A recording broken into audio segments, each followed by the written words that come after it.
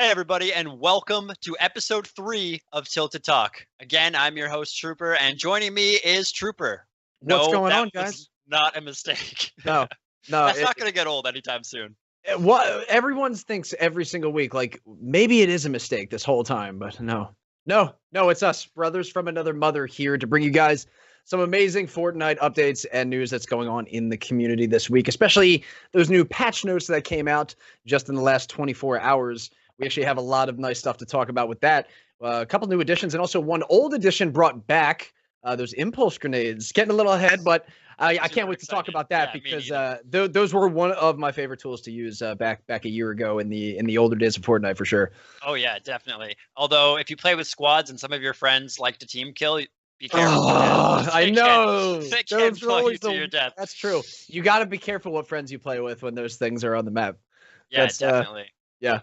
But just to give you guys a quick rundown before we, head into the actual show itself, we're going to start, like Trooper said here, with the patch notes. We're going to be talking about, the new Flint knock pistol.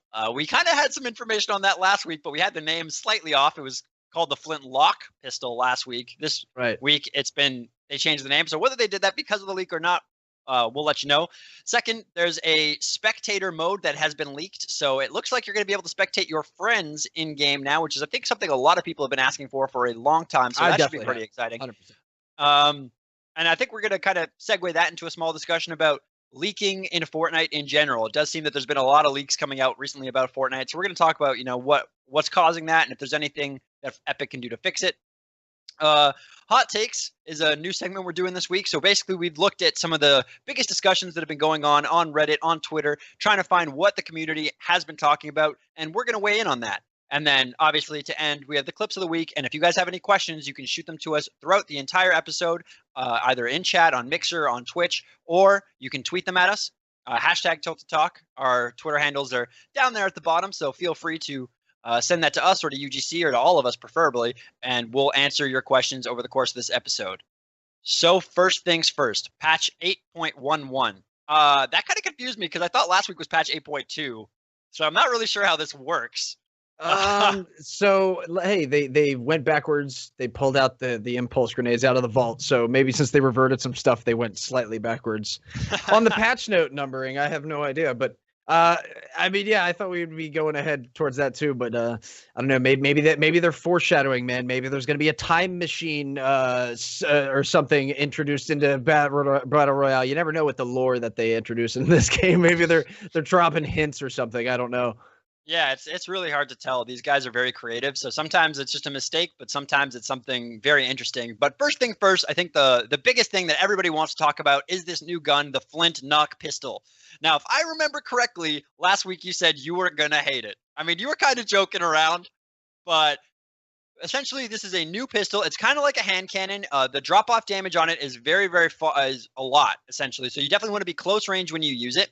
Just to give you guys a quick summary of the stats on it. The close range damage is 86 and 90, depending on the rarity. Essentially, they're going to be common or uncommon. So obviously, the common is going to do less damage at 86. The uncommon will do slightly more at 90.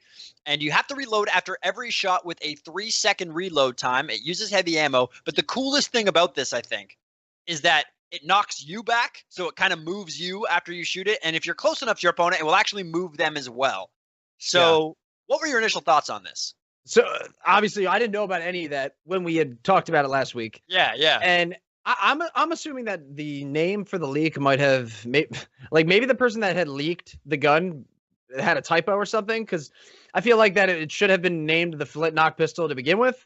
Maybe it was called the Flintlock, and somebody had said right before they put it into the game, like, hey, the Flint knock pistol would actually make more sense with the way that the gun works. But yeah, I actually was able to play with it just briefly today with that new update, and you can essentially use it by shooting it at the ground, kind of having the same impact as a bouncer would, one of those old bouncer pads where it would propel you up into the air or whatever direction opposite of that you're shooting in. So there are a lot of ways I've seen people already using them to their advantage by negating fall damage, jumping off high points. They time the shot with shooting the ground. I've seen people test it out by negating fall damage from their teammates by essentially catching them, but with the gun and shooting them back up into the air to kind of bop them back up. It's crazy. Just in the opening hours, every time something's introduced, people get so creative, and just the way that they're able to test things in so many different manners, it makes me excited to get and try out the gun myself. When I was actually using it, I was trying to do the exact same thing: shoot at the ground, get height on somebody. That's the first thing I thought of right away. Mm-hmm. Yeah, no, the community is definitely incredibly creative in Fortnite, and honestly, it's really really cool that things can come out so quickly and people can put it to so many interesting uses. Actually, clips of the week today, it is still clips of the week, but it should kind of half be renamed clips of the day because I did look for quite a few clips. I found quite a few that were really really cool uses of that gun. So stay tuned for those guys. There's some very interesting ones that maybe you've seen on Reddit, maybe not. Some of them were from Twitter. So there's some great clips on there. And like you said, people have just been so good with using that gun and very, very creatively and using it to stay alive. I haven't seen anybody really do anything crafty to knock somebody off the map or anything like that yet. I haven't seen somebody knock an opponent to their death. That's the one thing I'm still waiting to see. I'm sure that will happen within the next, day or two. With so many players playing the game, it doesn't take very long for them to actually do that. Come up with some cool use for it. But ultimately, what's your verdict on it? You said you played with it a little bit today. Did you like it? I think it's really, really cool. Yeah, I mean, I like the addition to the game with that type of weapon being able to give you those kind of capabilities. It kind of gives it that pull of like the same feel of the season with that whole pirate theme, and it fits in with that. So, I mean, this could be one of those things. Obviously, I could see it vaulted at the end of the season because it fits in with that theme so much, and then it's also a little gimmicky in the way that it's used. Like you might see people definitely try to use it more for actually rotating than trying to use it for an elimination. A lot of people might, I would say, try to use it in the sense of an old double pump setup where you would carry two of them because you could actually take away that knockback that you're so used to if you shoot it while you're crouched. If you're crouched, you won't get knocked back. Your opponent still will, but you will stay where you're at. If you're standing, you're going to get knocked back as well as your opponent, and you get knocked back farther the closer that you are together. So if I like it from what I got to use it for it, but it's one of those things like I like where it's at, but I don't like that they brought it into the game with I think 4 other pistols in the game. I believe maybe 5 if I'm miscounting, but there are quite a lot of pistols in the game right now. So I don't know if maybe that they got to take a look now at the loot pool and kind of figure out what they need to take out, because there have been a lot of games where I'm finding a lot of just standard pistols on the floor of houses. I personally love the dual pistols. I find them a lot, but that does count in that category. You have the silenced pistol.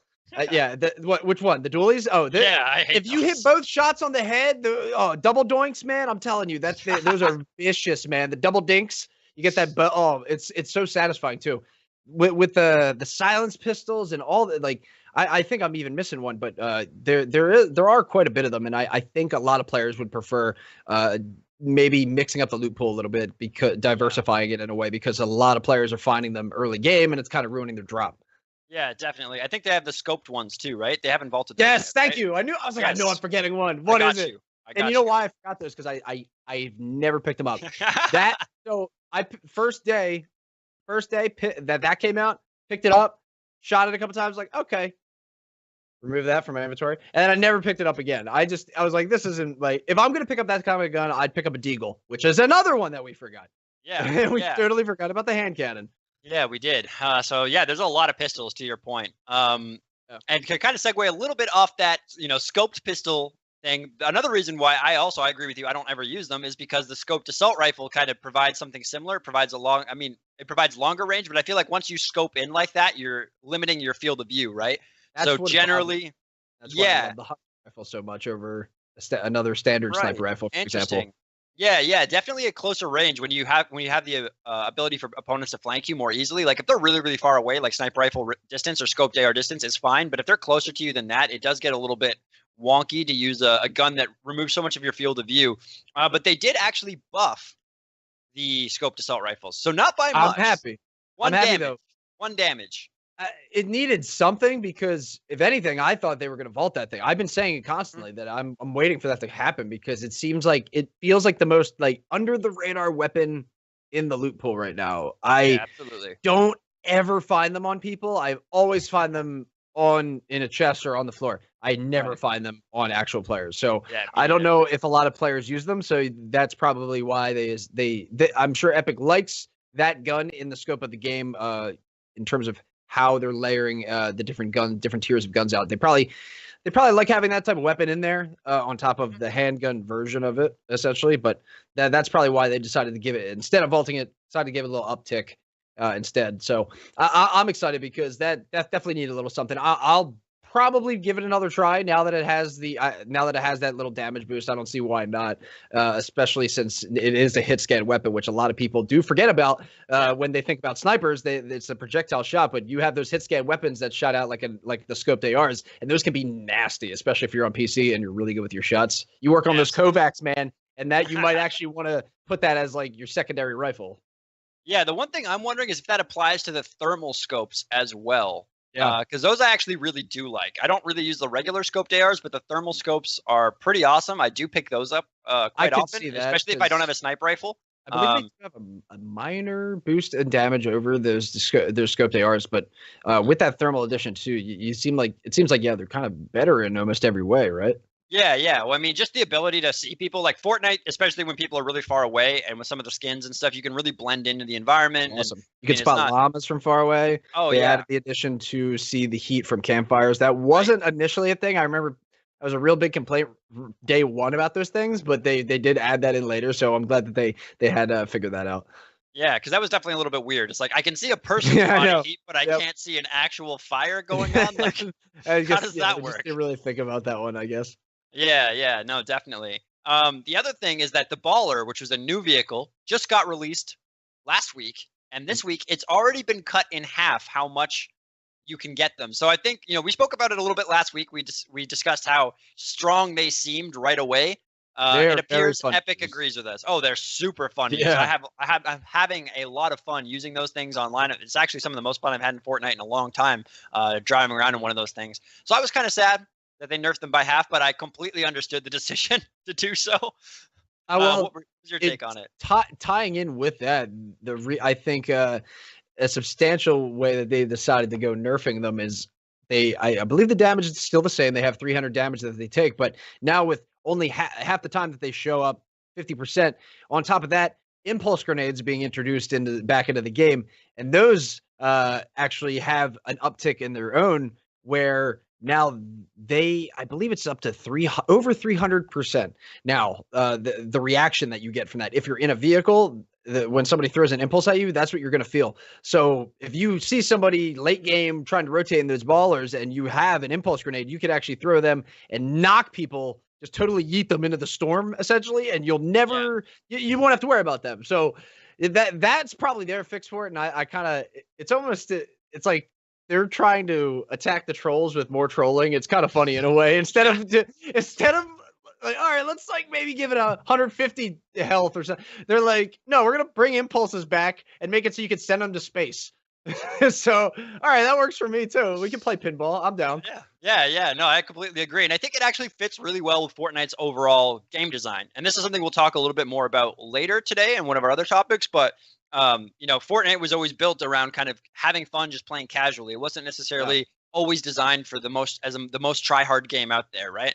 Obviously, there's a lot of players who take it very seriously, and competitive is a real thing. But it was kind of made to be a very fun game, and they've really kept that first, which, you can see with changes like that. But it wasn't just – so let's talk a little bit about the impulse grenades. It wasn't just the impulse grenades that they kind of brought back and changed. They also actually added explosive weapon impulse strength, essentially, to vehicles by like 233%, which is an insane amount. Like, this is not a small tweak. Change. This is a massive tweak. So if you shoot a rocket or a grenade launcher or anything like that anywhere near one of these things, they are going to go flying. Not quite as far as with the impulse nades, but far enough that they're going to seriously reconsider their choices. I love that change. It adds another layer to the game that people don't really think about, because when you're in those vehicles, depending what kind of vehicle you're in, you're going to shield yourself. Like if the Baller, you're totally shielded. You're not really, if you're on a quad crusher, obviously you're exposed.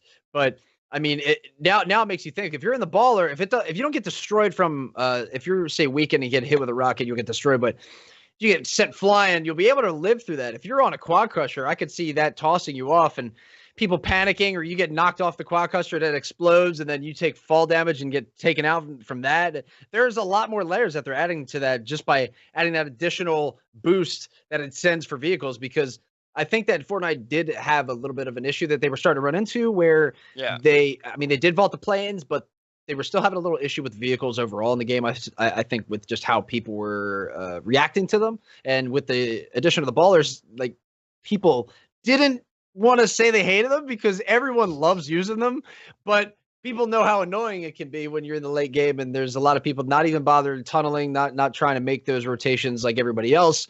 They could just chill and just scoot along while you're wasting all your mats, and then they save it pretty much for the last possible chance to jump out and kill you. So, I mean, they're trying everything they can to try and balance the meta the way that they can without taking things completely out of the game. So I do understand that, and that I think that's a pretty good call. Yeah, no, definitely. It's you got to give things at least a little bit of time, right? Players will adjust. That's the thing. I mean, if you look at a game like StarCraft where they don't add any patch changes for years, and then all of a sudden, players will figure out a brand new strategy to defeat the thing that everybody thought was unbeatable.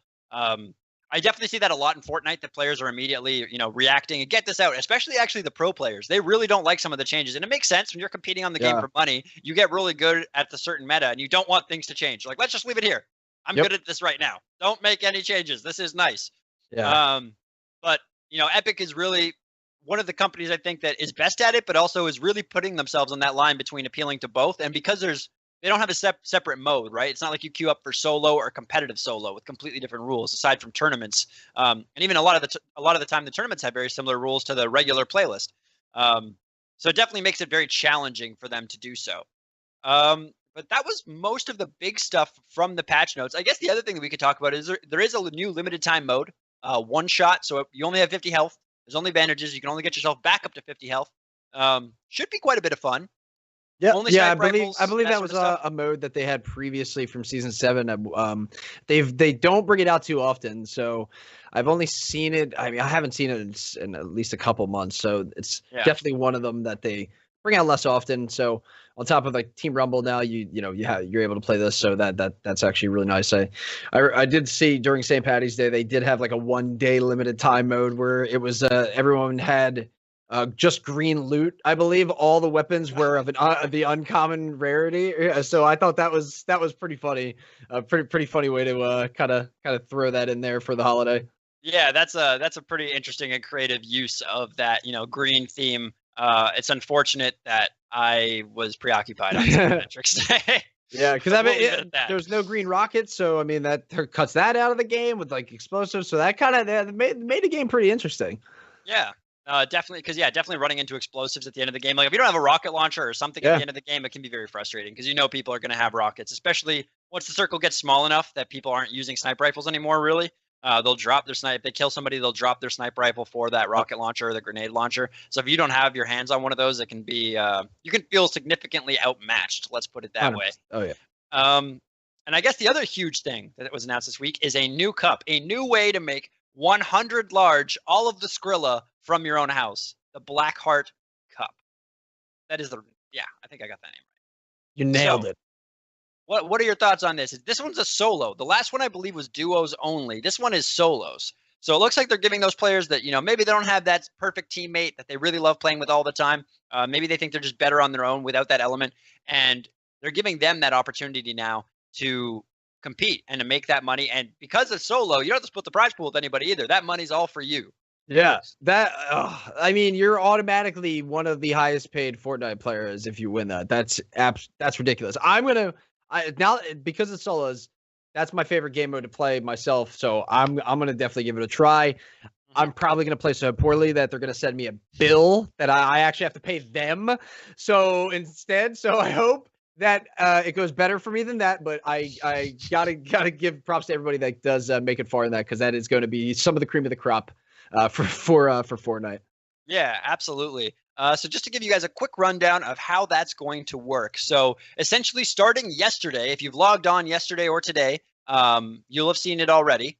It's going to be going until the 23rd. So that is Saturday at 0, so midnight UTC. I don't know what UTC stands for. Do you know what UTC stands for?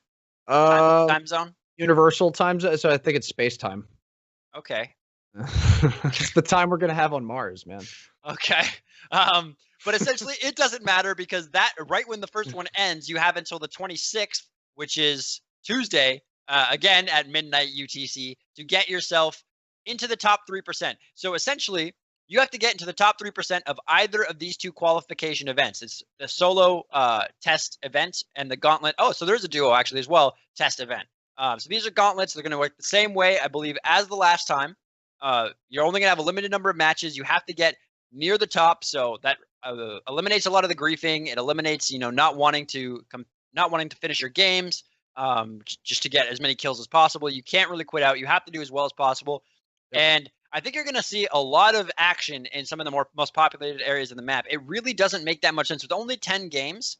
It really doesn't make that much sense to try and land somewhere remote and kind of just stay alive and not see anybody until there's 10 players left. You're not going to be able to rack up enough kills and enough points doing that, I don't think. I agree.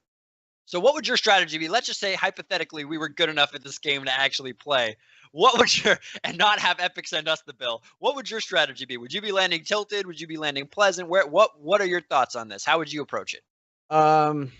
So I think that the idea for that would be I would land personally anywhere that's a named location. I would land somewhere, try and go somewhere low key. The idea is, you do have to play for elimination. So honestly, your best bet would be one of probably the top 3-4 people that you can get in the opening minutes of the game. So right off the initial drop, they're probably going to be your best bet to at least get the easiest amount of kills. Once people start looting up, you do have to worry, do you want to get, how overzealous do you want to get?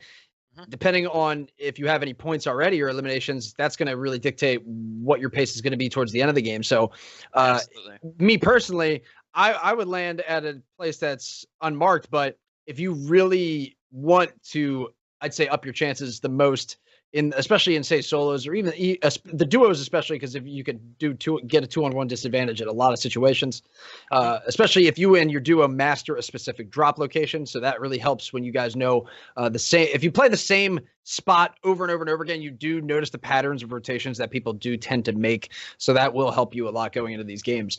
Definitely drop hot, try to do that. And I would say pick up those early kills so that you can turtle yourself late game and then let people get to be the aggressor so you can at least take advantage of what their mistakes are going to be.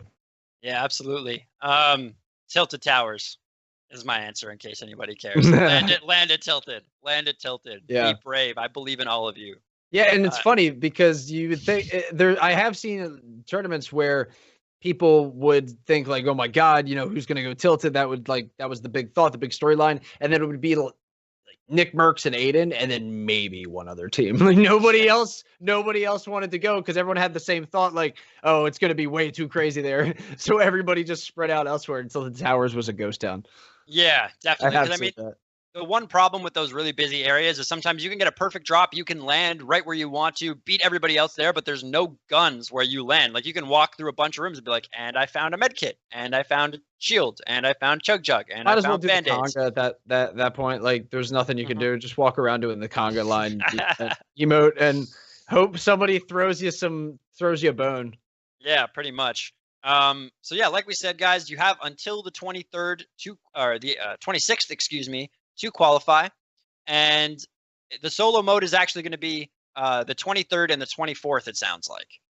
So they say they're going to release more details over the course of this week, so stay tuned to Epic Games website, stay tuned to the Fortnite game Twitter, and make sure you catch those if you're seriously interested in playing.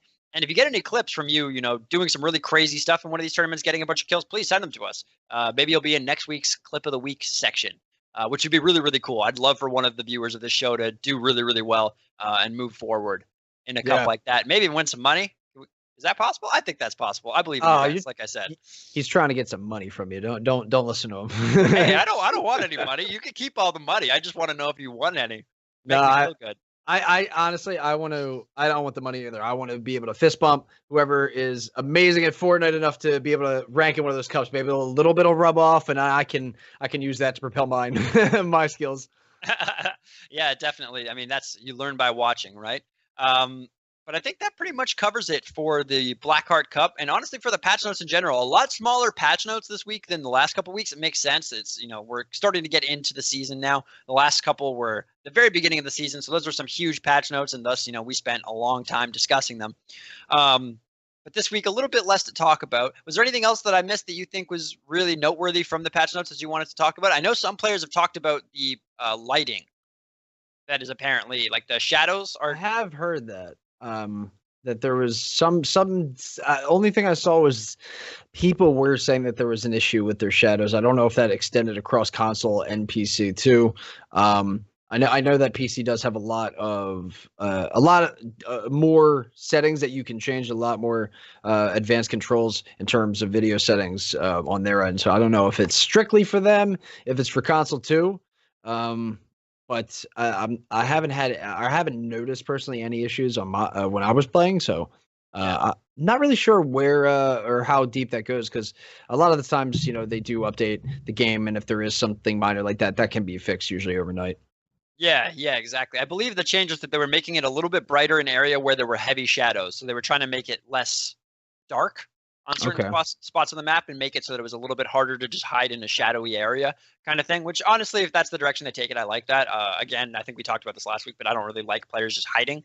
I like people who are getting into the action and having fun and trying to kill each other. And not only as a spectator sport, but when you're playing too. Otherwise, it just feels like marathon simulator. Let me run from one side of the island to the other. I mean, now you've got cars and stuff like that, and a whole bunch of other ways to get around, but it's still kind of a little bit boring if you don't see anybody. So, make yourselves known. Sometimes you just shoot the gun into the air to draw attention to yourself and get people to maybe come find you. No? Am I the only one who does that? I think yeah. No, I feel you exactly, because I'll actually be running around from looting, and I'm like, I'll loot retail row, like everything, and by myself. I'm like, are you serious right now? And then I'll take a few shots, and I'm like, why is nobody coming? Oh, because I'm shooting my suppressed scar. Whoops. Like, then at that point, that's when somebody snipes you out. So, God. Yeah, so, some people are really good with the sniper rifles, like really, really, really good with sniper rifles. I wish the flintlock worked like that in a way, but it's like works like a freaking musket, man. Yeah. So that thing's got a kick. Yeah, but it does. I'm honestly, I would think people are going to use that just to try and break into one buys, bust through wood, but you'd have to do a crouched, or else it's going to defeat the purpose. Yeah, and it only does 90 damage, so even for the players like you mentioned earlier who are using it as double pumps, it's not quite as effective, because if somebody's got a full 200, you can't actually kill them with it, which is a bit of a problem. Yeah, and you're going to be flying all over the place too when you try it. So yeah, that too. Warning: that strategy requires high skill. Noobs should not attempt. And by noobs, I mean me. But I think the next thing that's kind of on a lot of people's radars this week is the spectator mode that has apparently been leaked. So there's actually a video that came out of somebody finding the spectator menu in Fortnite, and they uploaded it to Reddit, the Fortnite Leaks subreddit. I actually believe I think it's the same guy who leaked the stuff last week that we discussed. Yeah, I don't know how if it was a glitch that he was able to see this, or what the deal was, but that's pretty incredible. I've always wanted this to be added into the game. It's gonna make things really fun. Opens the door for a lot of opportunities for content too. I'm excited to see what people do with this. Yeah, definitely. I mean, it definitely beats, like, for example, when you're just waiting for your friend to get out of a game. It's obviously a lot better to be spectating him than just be staring at your screen. So I think that for me is where I would probably use it the most, is when I'm just, I'm going to play with you. We're already in the same party, or we've already discussed, we're going to hop into a game together. Let me just watch how your game is going right now. I wonder if there will be a delay on it. I'm hoping there will be, because otherwise you could have a guy spectating your game. Maybe he won't be player locked, but even if someone's locked to your player, I find that, sometimes, especially if you're getting into a fight or things like that, you can be so focused on the middle area of your screen that you don't see the peripheries as well necessarily. And you can actually miss somebody running by you, all the time. And that, like, if you can spectate live, I don't know how I'd feel about that. I hope they put like a 30-second to a minute, because I think 30 seconds of Fortnite's plenty of time, but 30-second to a minute delay. So then that way you can't have friends watching your game like, oh, we saw a shot over there. Oh, you should go here, that sort of thing. Yeah, I see what you're saying, although I don't know how that would work. I maybe it would work, but if you're say in party chat with somebody and oh, I'm gonna watch your game while I wait, then yeah, I wonder because you would hear them react, you know what I mean? Like while they're playing. I wonder if that would equate to exactly what you would be seeing, or yeah, you would see essentially like a really delayed feed or whatever of what just happened in their game. So I don't know how they're going to go about it. Maybe it'll have a few seconds of a delay, but I personally don't think there's going to be there's going to be any delay. I don't know if they're going to have much of a problem with that kind of thing because I don't think there's going to be any tool other than the natural gameplay's spectator screen. So Definitely. I mean, there's not going to be too much of an advantage there. I mean, like you did say, there are little bit of something that might you could have rare occasions where people could be using it to an advantage, but I think more it's going to be used as a helpful like an educational tool and just basically a time killer just to wait for your friends to get done for games too. Yeah. Yeah, no, I could definitely see that being the case as well. I think, we'll have to It's a wait great way and to see. judge your friends now, even Yeah, more. yeah. By the way. Now you can literally watch your friend screen and be like, "Oh, this is why we don't get any wins together. Yep. Oh, You know I what you get need to it do? now." Just like only get on Fortnite from now on when your friends get on, and then only spectate their games. Never play, and just be like, nope, I'm just watching. Just gonna watch you forever. Just keep and just always judge them and just be like, oh, 1v1 me. No, just wait, just watch you. I'm Now just you gonna can sit here. get away with that now. So it'd Yeah. be like watching a Twitch stream, except a lot less flashier. Yeah, it'll be a lot less flashy, but it'll be your friend, so that's got to count Yeah. for something, right? Right? I mean, I hope that everyone has a Twitch Prime sub when they're friends. I mean, that wouldn't think anything else. I mean, Not everybody has subscribers enabled on Twitch or on Mixer. that's Like it true. takes, it takes a little bit to get up there. They don't just hand that out to anybody willy-nilly. So sometimes you have to go with the bigger person, but we are going to get to that exact conversation almost very shortly. But first, this is now like the second or third week. Was there leaks that we discussed the first week? I don't think so, right? It was just last week that we discussed leaks. I think, yeah. Well, we also discussed the possibility of that respawn vehicle Right. coming out as Yeah. well, which Yeah. I believe was That last week. Yeah, that was last week that we talked about that. Yep. But it now seems like at least 2 weeks in a row, there's been some pretty major leaks coming out of Fortnite. Is what's going on here? Is Fortnite not able to control their own, press releases? Because I'm assuming if you asked Epic Games, they would not want people leaking this information. They want to be Yeah. able to announce it, get all the eyes on their patch notes. Yep. But like I said, last week we already knew that this Flint Knock now pistol was coming. Yeah. We didn't know any specifics on it, but we knew it was going to be in the game. And same There- thing with the respawn bans. There's been countless articles. Like if you search, respawn ban on Google, you're going to come up with a bunch of articles written and all this sort of stuff. So Epic is losing a lot of traffic from this. Is there anything they can do about it? Is this their fault? What is your take on this here? there have been leaks since they started really updating the game with all of these different cosmetic items. I started seeing leaks from them, and I for a fact that Epic is trying to do what they can to at least keep a lid on them because the way that their whole system works in the shop is they want things to be released spontaneously and for limited time. So they don't really because there's a lot of people that I've seen have commented on leaks of upcoming skins and back blings and pickaxes that are coming to the game and gliders, and then people will look at all 20 semi items that are coming and then decide right there. Like I've read comments and people are like, oh, awesome. All right. I don't like any of these things. My wallet's safe for now. I'm not going to buy anything. So people already knew right away. Like they have time to make that decision. So like if you had something like popping up on Fortnite, even if you initially thought from a leak, like, oh, that's an ugly skin, it could still be so abstract to you or so crazy that if you saw it pop up in the shop, like, wow, that's different. All right, maybe I'll buy it.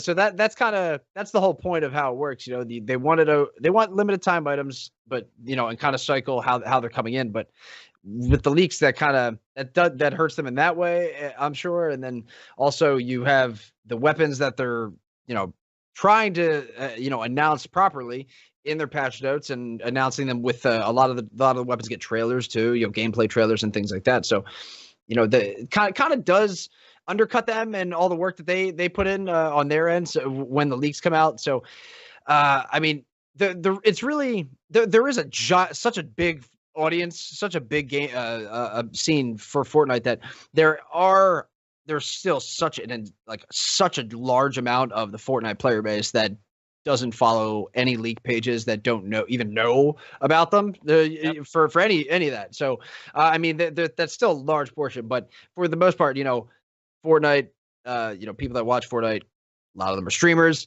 pretty tech savvy, so they're really on the up and up. And a lot of like the top tier players do follow these leak pages. So a lot of the stuff tends to get out a lot easier on a bigger scale because these clickbait pages will find out, and bigger streamers might like the tweets and things like that. So it's really easy for this stuff to get blown up, and kind of does. I can see why the negative effects that would have on Epic's side of things, because it does kind of stifle them creatively in a way, which does suck. As a designer, as a programmer, I can definitely see that issue. Yeah, no, absolutely. I agree with pretty much everything you just said. And I guess the only question I'm been trying to figure out all day is is there anything they can even do about it? Because these data miners are so good. And some of these patches, they do require you to, games are really complicated. It's not like one file on your computer. It's, open that game file and there's hundreds of files in there. And it takes a lot to add those in. And obviously they try to do it slowly over time. So then that way you don't get hit with this 10 gigabyte patch every week. There have been times where they try to, I don't know if necessarily it was in Fortnite, but game developers have tried to troll data miners and hackers and leakers by putting fake files in the game that's super secret limited time mode and things like that. And people are like, oh my god, this is in the files, guys, and then nothing ever comes of it, just to mess with them. And it also you can do that in certain ways, put out dummy files to kind of assess maybe where leaks are coming from if you're having that problem internally, but obviously the problem would be the data miners, though. It's the consumer end that really has it. I have seen a couple actually, one that did come to mind. There was a big Fortnite leak page that had a Twitter following of over 100K. They got I believe a cease and desist from lawyers. I believe from Epic's publishing side, because they obviously they were trying to control this as much as they can. And I believe this was the biggest leak page that there was at the time. So I mean, they show everything. They show they showed not only emotes that are coming out, future emotes, but I remember seeing leaks back a long time ago, for the butterfly event, where you got sent into that weird dimension and then touched that butterfly, and then it rifted you back. That awesome event. I'll take that for example. That event there, the sound files that were uploaded a week prior to that happening into the game, they were leaked online. People were data mining them, so you were able to hear all the sounds that were used in that, and kind of people were using that to create their own theories and stuff like that. I personally, I find it fun. On my, as a player of the game, I enjoy it, because I like seeing the ideas. I like lurking and seeing the ideas that people come up with, and it gets me excited. Oh my god, the sounds of the volcano and stuff like that when they were leaked, I was getting super excited about just all kinds of things that are coming. But Fortnite has been they have been built on that idea of just kind of dropping things as a surprise, and hey, here it is, let us know what you think. So when there's let's just name drop Apex and mention that real quick. I remember we were talking prior to the show, and I mentioned how Apex coming out of nowhere with no hype whatsoever, that really sets the bar, and that kind of changes things up, because when you get this thing here it is, what do you think? And you had no prior experience, no prior knowledge, no prior thought. It's you might at first thought be you're surprises, that's already a good thing, so you're already off to a good start. You're probably gonna end up liking it because it's a really polished game. So that comes back to Fortnite. They want to drop things probably hey, check this out, look what we're releasing today, let us know. I'm sure with how many tickets they must have, just the support tickets on their end, and then people that are saying stuff in the forums about this and that, and trying to tell them how to do their jobs. I'm sure it must suck seeing something get leaked that they're not even finished working on yet, and then people are already crapping on it. You know what I mean? So Yeah. that can't feel good as a developer whatsoever. I can totally see 100 different reasons why the leaks are justifiable and getting shut down. But like I said, devil's advocate as a player, I do time to time poke around there and see like if something comes to my ear and and check it out. But yeah, I can see why they're on their heels and trying to make sure that they can keep a lid on them. Yeah, definitely. I mean, there's a whole subreddit dedicated to it. It's like Fortnite leaks or something. I guess they can't really cease and desist Reddit for that. I mean, they might be able to, but I don't think so because it's community based. So it's not like a website like the one you were talking about. But just to your point about the trailers, I mean, this is kind of like a little side tangent. But did you see the trailer for the Flintlock? Oh, I didn't. The Flintlock. I'm gonna keep calling it Flintlock now. Like that's the problem. Yeah, we might as well call it that from now on. They did release a trailer for it, and it was actually hilarious because the number one like responded comment, you know, the comment that had all the likes and stuff like that on Twitter was like, "Wow, glad to see even Epic acknowledges that the infantry rifle is useless." Because it was on Tilted. I did see that clip. Right? I saw that clip. Yeah, I remember. I didn't see the full trailer, but I saw that clip of the person jumping off Tilted, firing the gun, and then like flying that back. Was the trailer. That was that was it. Okay. That was it. Okay. Yeah. Because he pulls out the infantry rifle and then misses several shots in a window across from him. Several shots is being generous. Just missed everything. There was just like potato aim to the max, or you know. We're going to assume that the player who they hit the previous shots, well, they can't be that big of a potato, right? Like probably were all messing around, and that was the best clip, but it just so happened to get followed with like the worst attempt ever, and it really made the infantry rifle made you kind of like raise an eyebrow at that, like, wait a minute, is that gun supposed to do that, or is it supposed to hit you? Like, yeah, I don't know. It's really. Not the best demonstration really of that. No, it's really tough to figure out exactly what the guy is supposed to be. Who was that essentially? Because it just goes from like God shot to complete potato. So are you gonna either throw your player who works for you under the bus, or are you planning on throwing just the gun under the bus? The community doesn't like the gun, so it might just be easier to bury that. But that's true. That's a little bit of a tangent, but just because you brought up the trailers as the form of release, which I honestly really like. They put a lot of effort into that, and it's really cool. Surprises are awesome.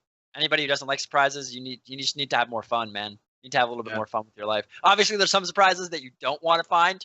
There's a whole bunch that would be terrible. That don't want to be surprised. But when it comes to video games, I mean, I could drop a nice little surprise about that Flintlock pistol. I got you almost saying you did. I almost called me something.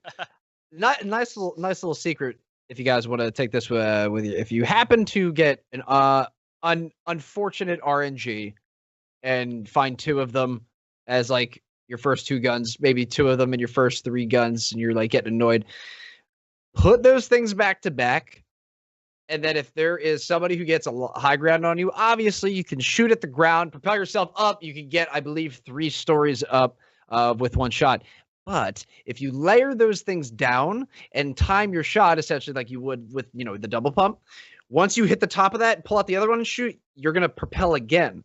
You could do this as many times as you want. I actually saw a clip where somebody got up to 9 levels and they kept switching it, switching, and he just kept propelling him up and up and up. So if you happen to find a couple of them off the bat, don't count yourself out. Try to find another weapon maybe, and then use that to just excel yourself up and just catch somebody off guard at the worst way. So take that. See, it's a very rare situation, but I'm just saying I thought it was really interesting, and it just goes to show like what kind of things like you can do that you haven't even thought of yet. Yeah, definitely. There's a lot of variables there, though. You got to make sure you land on something and don't just like shoot the guy, fall 9 stories to your death. You got to make sure one of them's reloaded for in case you do land right next to the guy. You actually have a way to shoot him, and you're not just like, hey, man. It's going to happen to 1% of the people listening to this, but it's going to happen to someone eventually. That's just how RNG works, and I hope that somebody takes this information, and I wish you will. I want to see that clip. I want to see somebody using 2 Flintlock pistols in one clip, but not using them to kill people, using them to bounce yourself, maybe. But you might even see them in late scrims, but then again, you're not going to see anybody holding that in the late game. I guarantee that. Those are all for early game fun. Yeah. Well, maybe one for late game for just shooting yourself up, especially if somebody's just building like one level above you and you're in a 1-by-1 battle. I think one of our clips today actually might have a very interesting use of it towards the end of the game. So we will see. We will see. You'll have to wait and see, audience. Uh, but yeah, that pretty much covers the the leak. I think we definitely just went off on a little bit of a tangent there, but I mean, would it be Tilted Yeah. Talk if we didn't? No, not at all. No, because there was so much I felt like so much I wanted to talk about that pistol. Now I remember that at the end. So you were talking about little secrets, and I was like, let me just drop that real quick, or a little surprise secret in there for you. Might sprinkle them out every now and then. Yep, that definitely makes sense. Because yeah, we definitely were talking about that for a little bit. We kind of went all over the place. So glad that we got all the information out. I think we're pretty much covered our bases on that. So now for the new section that we're kind of experimenting with this week here, we're gonna do some discussion on some of the bigger discussions we found on Reddit, Twitter. So both of these I pulled from Reddit. They were two of the most upvoted threads with the discussion flair in that Fortnite Battle Royale subreddit. So a lot of the community's been talking about this stuff. So the most upvoted post was actually a video by the Smith Plays. He is a content creator. And essentially what the point of his video was he was talking about how people shouldn't be using their support a creator codes for guys like Ninja or Tfue who have gigantic followings already. They don't need that support. The point of that was to support the smaller creators who really need the extra little bit of money to allow them to maybe, work part-time instead of full-time, or actually quit their job entirely and go all in on content creation for you guys, their fans. So the main point of his video was if you follow somebody who has, less than 500K subs or is really small on YouTube or something like that, give it to them instead. Now, we both do a little bit of content here and there. What are your thoughts on that take? Well, I totally see where he's coming from, because I mean, but it's you can support whoever you want, really. I mean, I don't think he was trying to patronize anybody or tell you who. You could have a lot of different thoughts about that. Maybe the reverse psychology of like, don't support me, guys. Support guys that need it. Wink, wink. But he wasn't saying that at all. He had a genuine message, and I do agree with what he was saying, just based on the fact that there are so many people out there that have creator codes and that probably don't have anybody that use them, but that really try to get their name out there. But if you do like buying a lot of the skins in Fortnite, the good thing about that code is that it resets every 2 weeks, so you don't have to just stay locked with supporting one person. If you did want to say support multiple people, that's the great thing. They keep releasing new things to the game that people will buy. So there is a lot of opportunities for you guys to be able to support a bunch of different creators out there. And I know, he was being genuine at heart with it. But obviously, if you're somebody up there with, if you're somebody up in the top tier streamers, you know what I mean? Those guys, they have they have multiple sources of income, a lot of different ways that they're,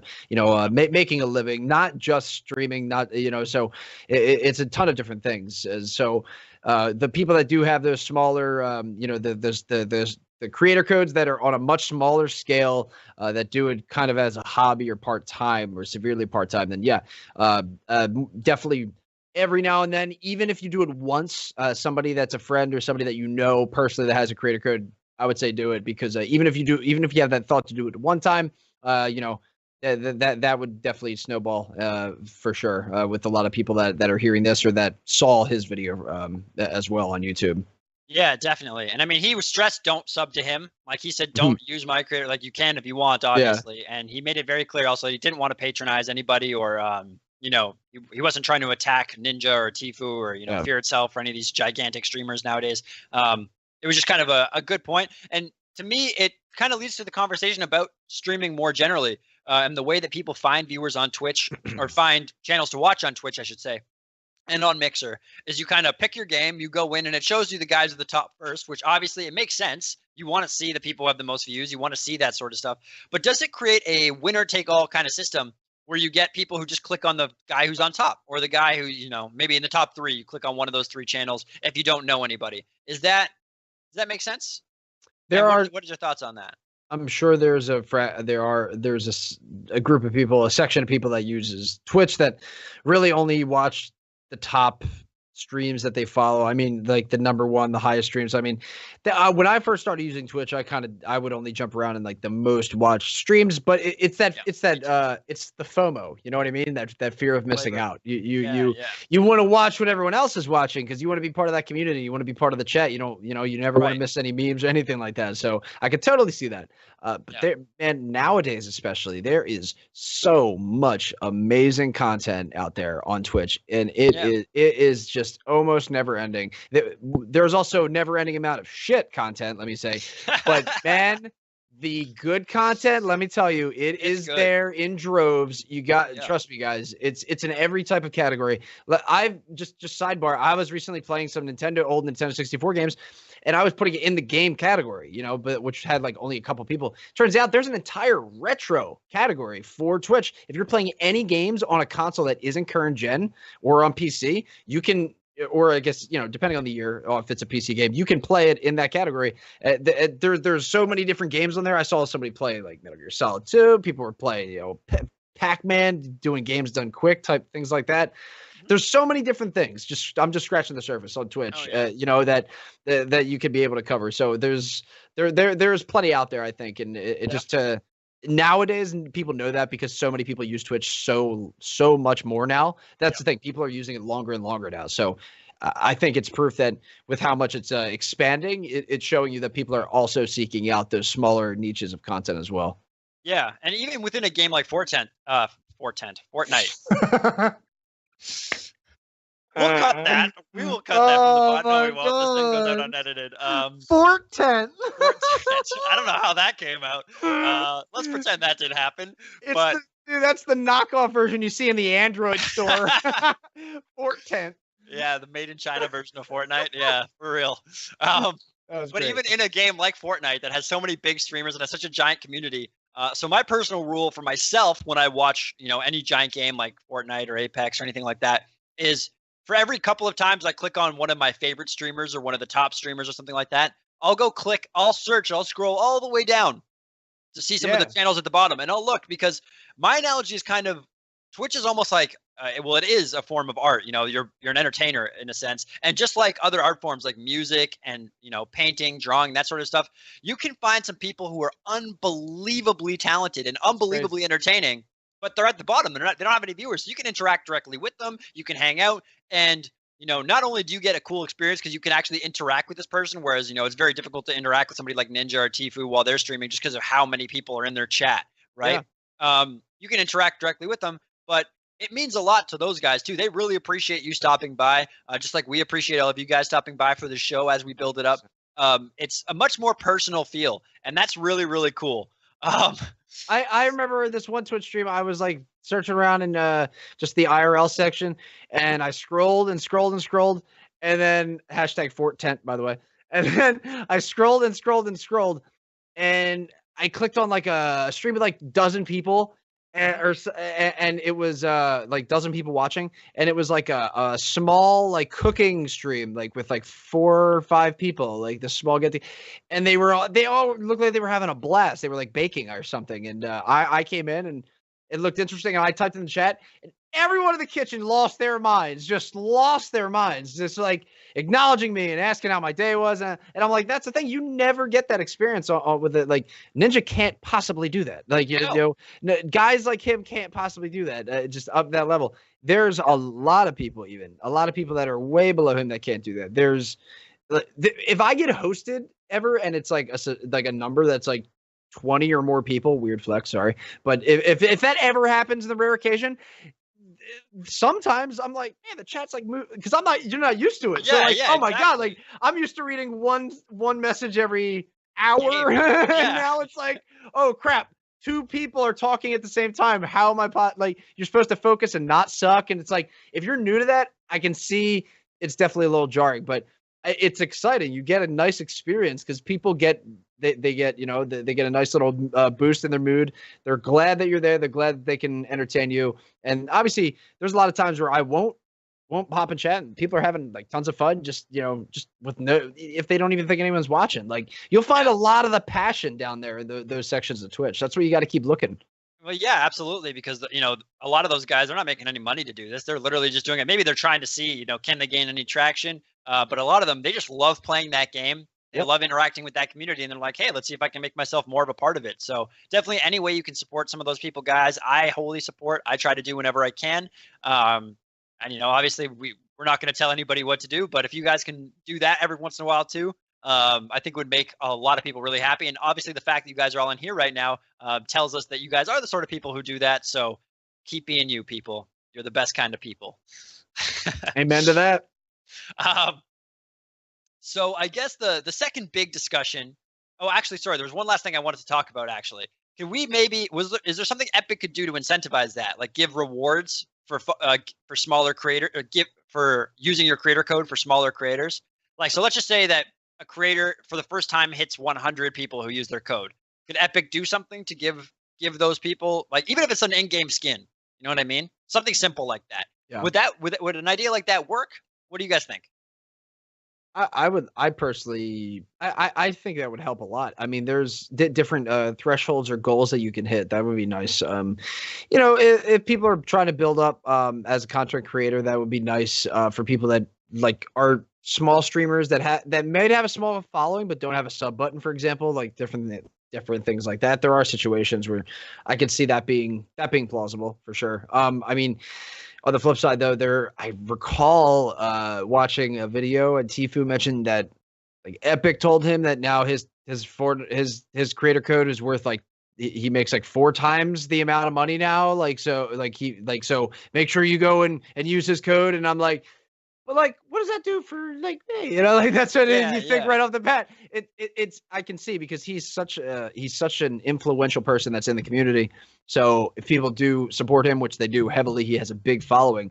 And if people want to support him, like people really like, he has so many fans that really will, do support any way they can. So when they hear something like that, oh, let me go check out what's in the shop, maybe buy a skin and help out my boy. There's a lot of people that do that. So I can see where they can give that incentive to kind of get a little bit of an ROI by giving certain content creators a boost in their numbers for the creator code. Right. Because some people, a lot of people have a creator code and they probably never plug it ever.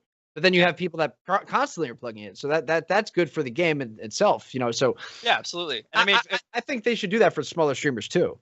Yeah, and I mean, Fortnite's not alone in doing that. Both Twitch and Twitch and Mixer do that, right? Like if you have like Ninja, for example, makes far more money per sub than the average person does. I think the average person is $2.49 of the $5, whereas somebody like Ninja is up at $4, right? So depending on how popular you are, and again, it just makes sense for the company and for the content creator who's put in that much time and that much effort, because again, these guys built their audience for a reason. They have those audiences for a reason. They put in a ton of time. They're very entertaining. They're very valuable assets to the Twitch community, so all of us, and the Mixer community, but also to, just the game itself, whatever game they happen to be playing.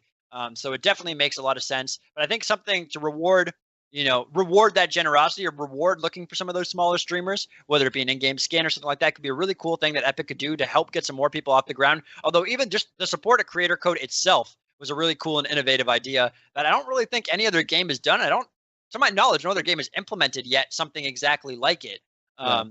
So it's a really big first step, I think. I can definitely tell that Epic is thinking about these sorts of things, and that's kind of why I was proposing a little, a new idea to help that program along. But ultimately, I think it's a fantastic program, and obviously, the results are speaking for themselves. The second major topic that I wanted to get into, that I saw Reddit really having a passionate discussion about, was, has Fortnite gotten too competitive? Is it too difficult to just get a win? So I want to read you a little excerpt here by a guy named Assault Trooper on Reddit. Really? Really? Is this your second account? Nope. I promise you it's not. I've never been given Reddit gold. Sorry, oh my God, that would have been really bad. My computer just threatened me with an auto update. No, bad PC, no Windows. Stop that. No, he made that up. He had to remember to log out of his Assault Trooper Reddit account. That's what that was. No. PC, it needs updating. It's spelled the way you spell Trooper, buddy. So before anybody throws shade. So essentially what he said was that he considers himself to be a competitive player, as many people are on the sub. But lately, he's been having to try really, really hard to get a win. And if anyone were to ask him, were pubs, are public matches fun at the moment? He couldn't say yes without warning people that it's absolutely a sweat fest in there and everyone's trying. So essentially, he's saying that every match almost feels like a skirmish final with money on the line. And he doesn't know how good that is for newer players or for players who maybe aren't new, but they don't play they don't, maybe they only play a couple times a week, right? They don't have time or they have a bunch of different games they play. So Fortnite's not their only game that they're playing. They're not putting all of their effort and energy into it. And as a result, it's getting really, really hard for them to get wins on it. So for me, I thought this was an interesting discussion because I know actually one of our viewers the other week posted in chat that he thought it was too difficult for him to get wins now. And he was just getting absolutely destroyed when he hopped into the game because he was pretty new to Fortnite. And personally, I always thought that was one of the things that got so many people in the front door in the first place was almost anybody could get a win. It seemed like I have some friends who are terrible at all video games. Okay. Like potato to the maximum. Yeah. And these guys had Fortnite wins. They had solo wins. They got duo wins playing together. They had squad wins without me. I'm like, I don't know how you guys are doing this. Kudos to you. I'm proud of all of you guys who are getting those dubs, but how on earth are you doing that? I'd love to see the kids are playing. But the point was that anybody seems to be able to get these wins. So is that fading? And if so, what does that mean for the game?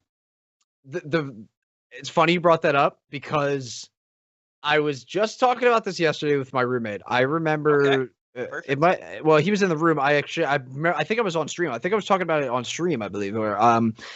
If you recall when the game came out around at the time, well, not when it came out, it was probably out for about 5 months. So I would say a full year ago, around last spring, right? Last end of winter last year, early 2018, it started to get really big mainstream appeal.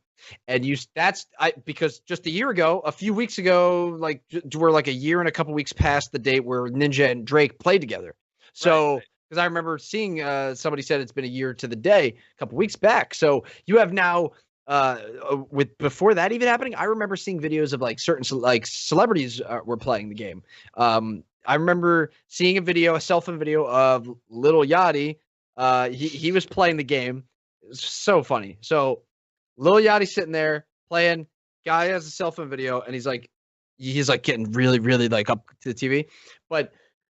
You could you can see on the screen he doesn't have any kills, and it's just him and one other guy left. And that guy fell off like a mountain, so he got a 0-kill victory royale, his first one, and he started sprinting back and forth all over his house and losing his mind.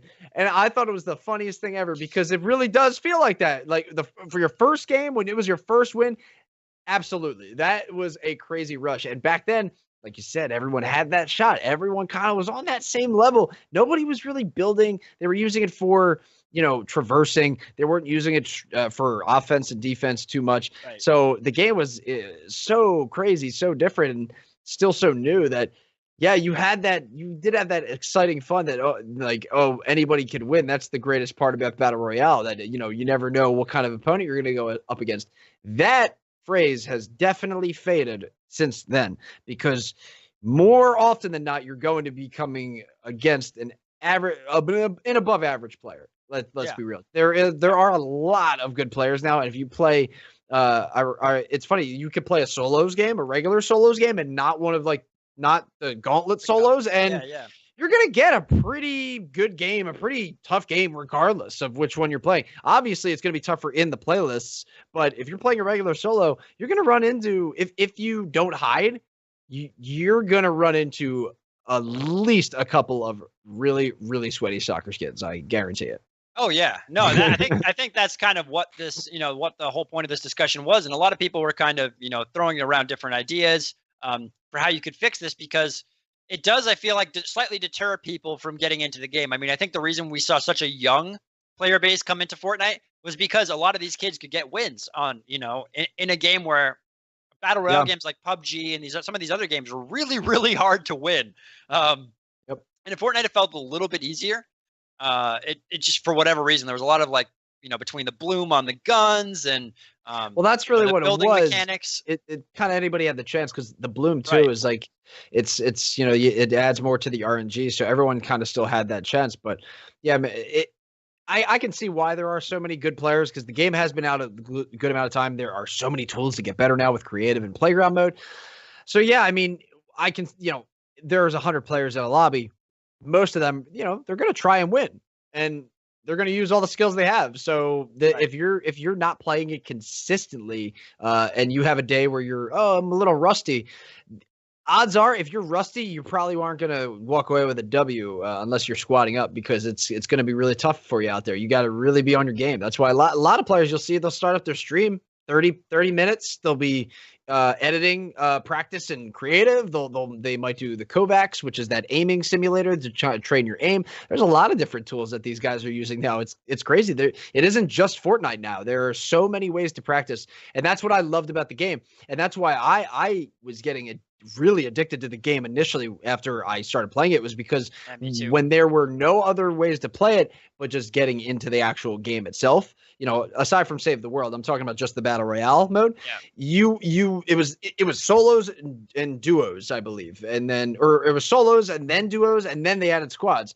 So but before that and that was all you could do. The only way to get better is to play the game more, play more matches. That's really it. And then you would get in different scenarios every single time. And then you would, based on your decision making, that's how you would gain your skill. But now no one's gaining their skill from that way. It's not like, maybe, I just got to fire up another game and I'll do the next fight differently. I mean, there are so many different variables now when it comes to these good players and the way that the meta shifted and how good these players are. Getting all the way to late game and now boxing and traveling and tunneling and everything. And man, it's a lot of these new players. I mean, I'll just say it. If you are a new player, you really don't stand much of a chance in an average game. You be better off playing with friends. Yeah. No, definitely. And definitely use that creator mode like you were just talking about. Yeah, to practice, a lot of people right? do hang in that mode, which I think is getting a lot of love because of that. You get better in that mode rather than absolutely playing in the regular games. A lot of people aren't having much fun lately in them because so many people. I mean, it's Fortnite World Cup season coming up, man. Everyone is out there and their mothers trying to, not their mothers, but their mothers yelling at them like, "You better win all that money at the cup! I swear to God!" Like you better, people are on their grind right now, so it's gonna get a little sweaty out there. I know. It sucks, but we all got to live with it. I'm just, just saying. I agree. But hey, man, maybe a couple moms out there are playing too. Who knows? I wouldn't put it past them. Is there anything you think we could do? So one thing that I've thought about is maybe in the solo mode, having an invisible, elo kind of thing where it's not like a hard rank, but does try and maybe first match you up against players of, the similar rating, so that if you're kind of new to the game, or, not as talented as some of the players competing for money, you don't get thrown into a lobby with 10 of them. Do you think that would work? Or I have a feeling people would catch on to it pretty quickly. I have a feeling the best players would go, wait, why is there not a single potato in my lobbies anymore? And the worst players would be like, oh, we can win again. And then all of a sudden, I think you mentioned this last week, you'd have a bunch of, streamers going on Smurfs, just trying to wreck everybody. I mean, streamers have already done that. Yeah, that's true. And it could be a placebo effect, but there have been streamers that have made brand new Epic accounts and they swear that their first few games were nothing but bots. So I mean, I don't know. I don't think anything like that really exists right now, but as much as we want to believe, but it is tough, with this the current standing of the game, just because I feel like the game in its lifespan, it's late in its lifespan because the World Cup is starting soon. So if they're going to release something like that, they're going to do it very soon, if they're going to do it at all, I would think, because that's probably going to be good for them to, gauge rankings and stuff going into that season.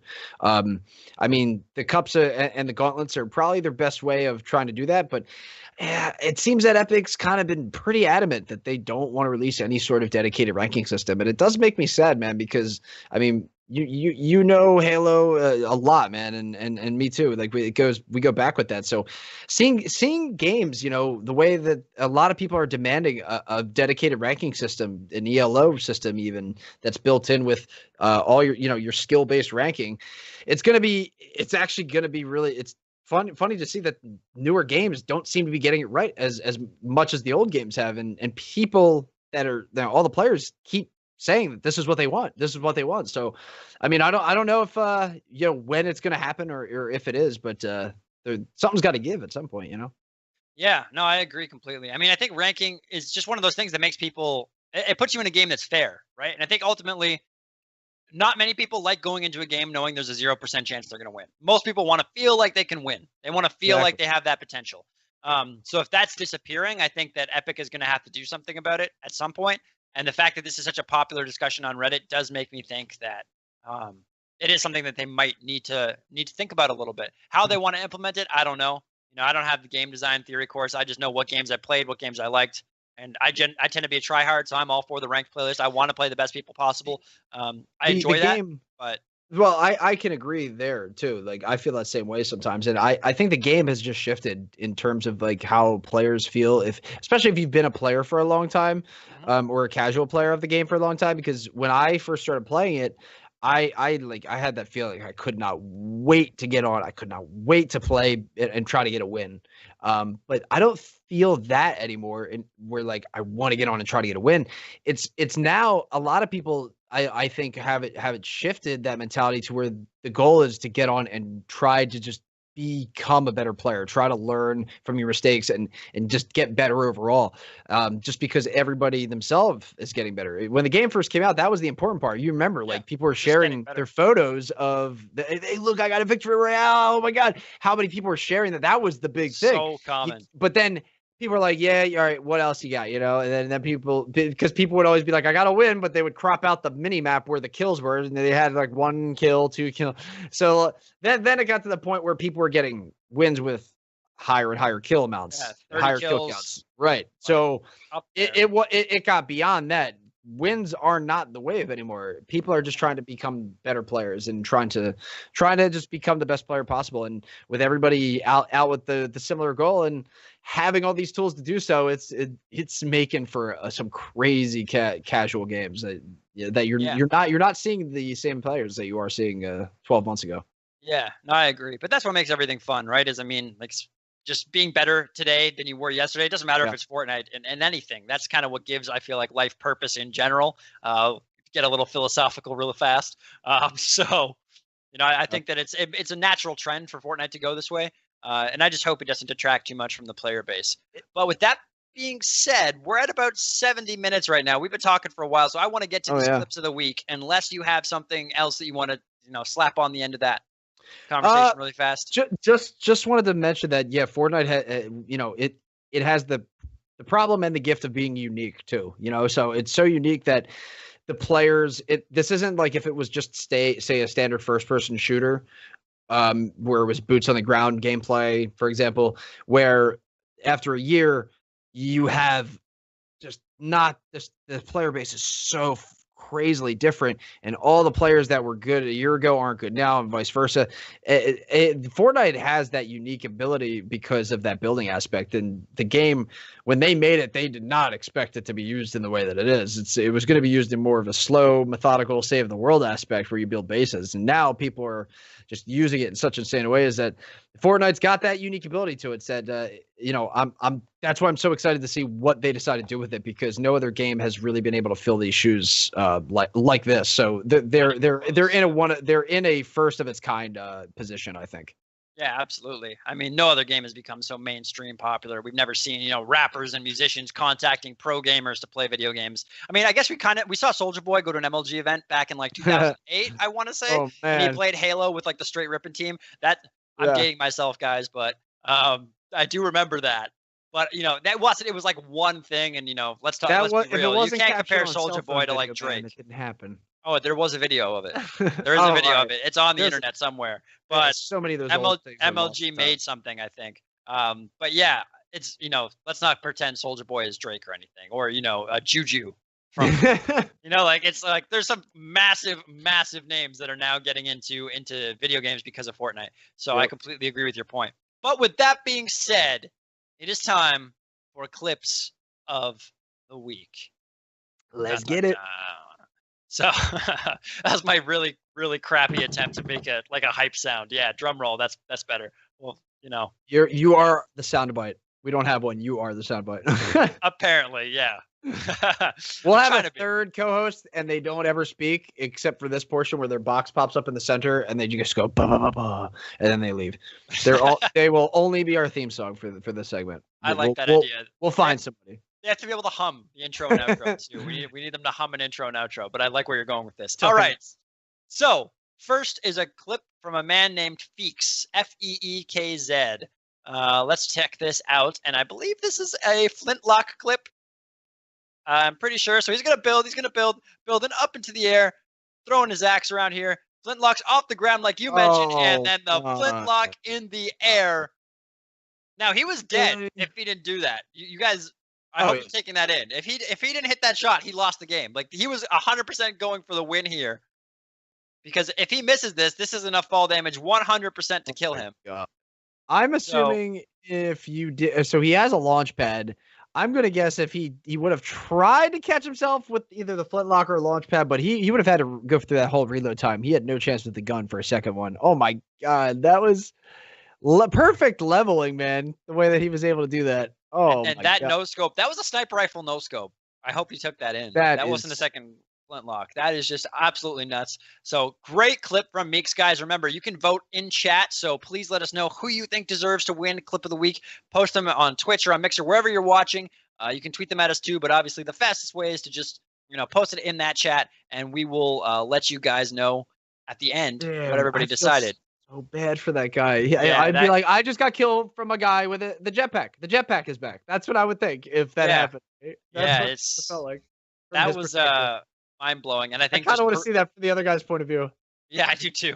I think that just proves our point even more of how good some of these people are today. So, with that being said, clip number 2, Nick A. Let's see what he's got here. I believe another flintlock clip. Yep. Oh, you would do him like that. I mean, like, look at how mean these guys are. Like, this is just mean. Oh, I got blocked out. Oh no. Oh no, you blocked me out. Mats? Oh no, that's okay. Oh no, let me just. Oh my god, he was out of mats, and he did that. Yeah. And you know what I would have did? The type of player I am.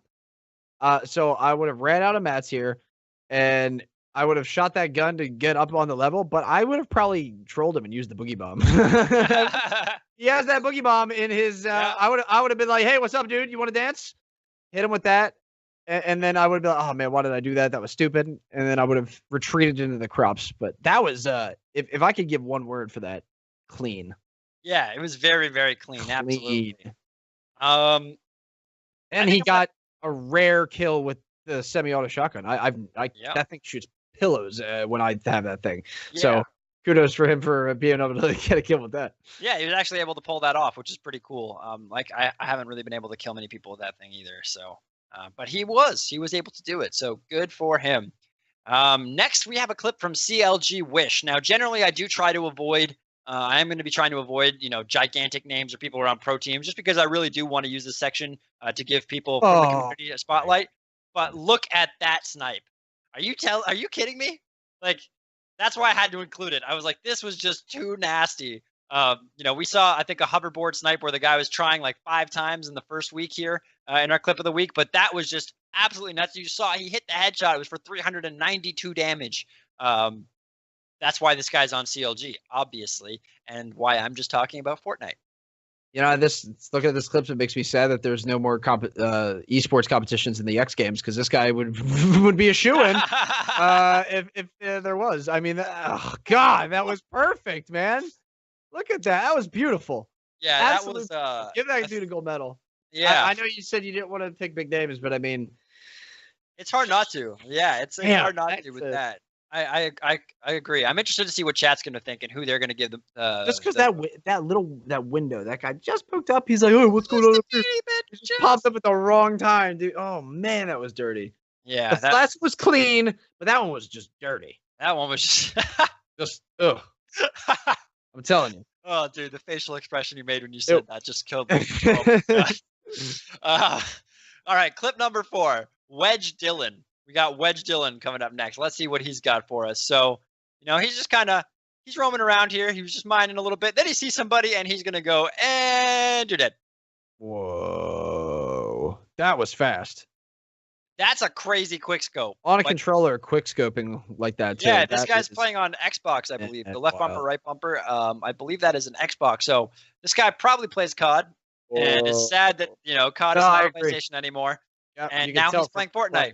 Yeah, from that play, from how he was able to line that shot up before he even took the pop shot. Yeah, you could Yeah. tell he definitely plays his fair share of shooters. He was just lining that shot perfectly. So he sees, I believe, sees the movement. You can see them right there, the jerk, and now he knows I'm gonna go all strafe, pulling out that sniper. Dunzo. How beautiful was that? Oh Like, my god! While moving too. yeah, he was moving the whole time. It didn't even stop to line it up. Like, that was so fast. Even when we're slowing it down for you guys, it's hard to see like exactly how we did that. That was just, man, the reaction time of kids these days. I say kids these days, but it's like I'm like the opposite of that old angry grandpa. I was like, the kids these days, they Yeah. don't know respect. I'm like, God damn, the kids these days are really, really good. I should just kind of stay in my lane and talk rather than try to play with these kids. This guy's quick though. This quickness is crazy because he gets that quick scope off. The bullet pretty much goes through before he looks down the scope, and then look, he has a wall ready to go in front of him before he's even like pulling out of the scope. This is all done in slow motion too, and he in real time. It's insane how he's able to keep that pace. That guy. Oh, I hope he went on to win that game because he was on point. Clearly, that makes me. That reminds me, like a shot like that reminds me of how people would always talk back in the day in Gears and be like, "You have a dot on your screen," because people would mark the center of their television with tape so that you could get that center. You wouldn't have to aim down sights. You could just center your and get the hip fire shot. There is like that. That's what that reminded me of. You guys might have to take a look. I don't know. Yeah. You might. If there wasn't already a crosshair, I might think some of that. That's pretty great. I could see that. I could definitely see that. All right. And in keeping from tradition with last week, I'm trying to find, an educational video. Last week we did something with all 30 or like it was 30, right? Different building techniques that you could use. Yeah. Or 60 or something. It was an insane number, most of which I didn't even know existed. So if you guys haven't seen that, definitely go back to last week's episode, go to the end and check out that clip because it is crazy. And they teach you every single form of building that you could possibly need to know. This week, we're sticking true with the flint knock. Somebody actually showed us what you can do with that. So this player here, I think is, kind of to your point from earlier, shows you how you can use the flint knock to just traverse the map. And look at that distance that he got. How crazy is that? That is so interesting, but nobody's holding 5 of them. No. Well, I mean, hey, why not? You're not even going to find 5. Well, actually, they just came out. You're going to find plenty of them. But this could happen. Actually, believe it or not, this is actually in the regular game. This is his opening drop, and he found 5 right off the bat. he just took out all the material at the block. That's why it's empty right now.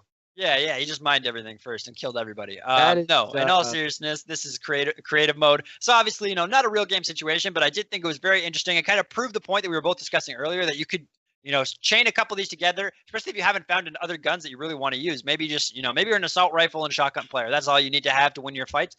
Keep 2 or 3 of these on you. You can do some pretty cool movement stuff. That makes me wonder what if a hacker had like a P90 that could shoot like a flint knock? What the heck would that be like? Just fly everywhere. Yeah, that would be that would be like one of those like engine things that just shoots you out like just guns. Like, oh my, yeah, exactly. My brain is at a loss for words. I can't think of the exact word I'm trying to use here, but you know what I'm talking about. So that clip came from boy Osmium, OSMIUM. So guys, chat, does anybody have a suggestion for who wins clip of the week? I'd love to see what you guys think. For me personally, I think CLG Wish might have to take it. As much as I want to give it to one of the players who is less known, that snipe off that board was so disgusting. The quick scope was close though. And so was the first shot. Honestly, there was 3 clips this week that I think are all valid answers. What's yours? What do you think? It's between. I got it. I love the quick scope. I love the flint knock raise and then bopping the guy on the top of the base. I gotta give it to either the first clip that we watched where the guy jumped to his death 101 using that flint knock to pop himself back up quick and then no scoping for the win. Or the quick scope that we saw from what was it? CLG. What was his name again? CLG Wish. CLG Wish. So that man going for that insane backflip and then pulling it off. I mean, how clean and dead on that shot was. Dude, it's a tough one. This is a tough one. There's a lot of lot of good reasons to give it to both. We have to agree on it, right? I'm assuming. Well, unless we get somebody from chat, unless we get a Yeah, bunch of messages from let's get chat, a like vote. if you guys are watching at home and you want to decide who wins clip of the week, it seems that we're kind of a little like, oh my god, that was so gross. That hurts me just to watch from that other guy's point of view. And then this one again, this was so nice. He just jumps essentially to his death and is like, I'm gonna hit the shot. Don't worry about it. We're good. We're good. Look at this. Flint knock and pull out the sniper rifle. Good day, sir. Oh man, I was about to give it to him, but now that I'm seeing this again, I mean, oh, I'm gonna give it to the Flint knock. The first clip that we saw, gotta give it to him for play of the week. There was way much more on the line. I think game-ending play, do or die situation. The guy CLG Wish, amazing shot. Although you don't take really any fall damage at all, you're safe as you can be on those things on those drift boards. So I'd say the stakes were way higher on this one. We got to give it to this dude. This guy probably taking the cake for clip of the week this week. All right, so I think there we have it, guys. Feeks is going to win our clip of the week. We will be, finding him on social media and shouting him out. But I think we're going to give a nice runners up to CLG Wish because that was a disgusting clip as well. So we did actually get one question in from Mixer earlier. Let me just try and pull it up here again. I've lost it. Oh, yeah. Okay, so it's from Sir Spades of Ace. So first of all, thank you so much for sending us the question. We really appreciate it. And he wanted to know, what's the worst thing about being a hardcore gamer? He's specifically interested in the physical side of things. What's your take on it? And then I'll go afterwards. That's a great question, actually, because a lot of people take that for granted when it comes to gaming. You have to look at that, especially for if there's people that are going to be trying to compete, trying to become professional players in any game, you definitely have to take your health into account because everything works together. You can't just be pounding Red Bulls every single day. Nope. You have to get some water intake without a doubt. As much as you might not want to hear it, if you do drink a lot of Red Bull, I'm not saying drop it, but definitely drink a lot more water. That helps a lot with trying to just if you want to start small, that's a great way to just help you stay a little bit more alert, a little bit more awake. You won't feel so sluggish too. That's a small thing. But if you want to for overall, trying to work on your fitness is great because if you come into, if you're trying to compete into a game, it's like any athlete, essentially. You're trying to stay top physical condition. That comes to too when you're gaming. You want to stay in good physical condition because that'll help you mentally as well.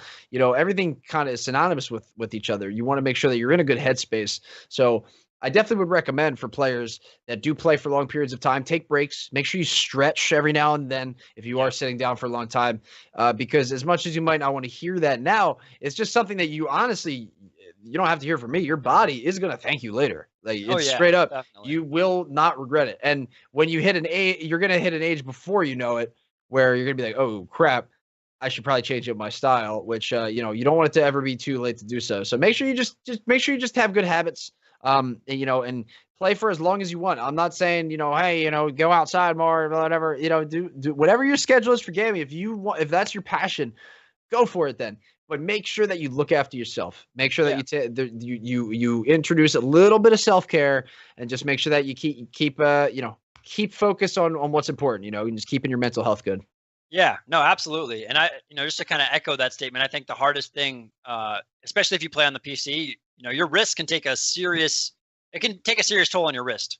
We're seeing carpal tunnel and that sort of stuff. And no matter what you play on, sitting down, I mean, there's countless studies that show that sitting down for 8 to 12 hours a day straight is not good for you. So even just like in a game like Fortnite, there's a queue every 20 minutes. You're going to be, your game is done. And then no matter what game you play, get up, do some jumping jacks, do some push-ups, maybe do a push-up for every kill you get, but then don't run away from people, still try to get kills. I'm on to you people.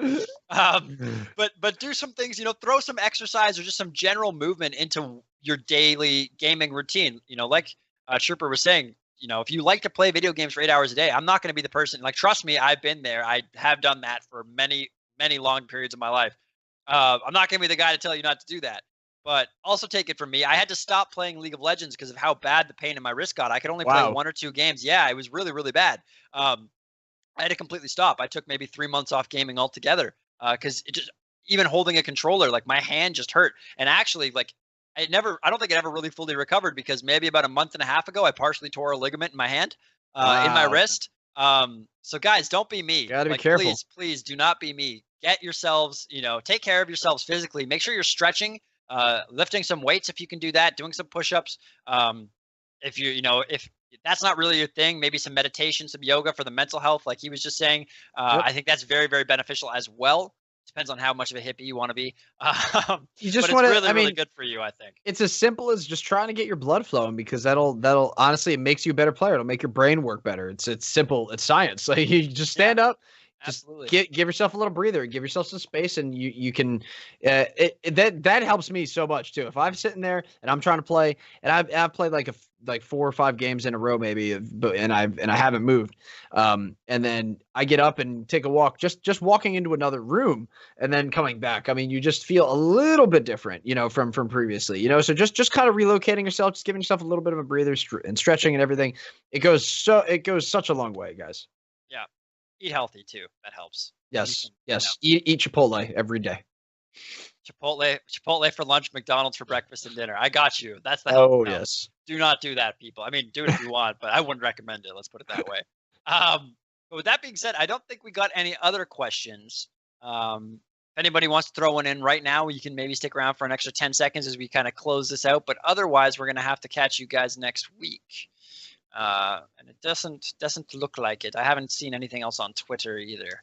Well, while we have the time, I just want to say thank you for everybody that tuned in this week and that has been tuning in so far for our last 3 episodes here for Tilted Talk. It has been an amazing ride.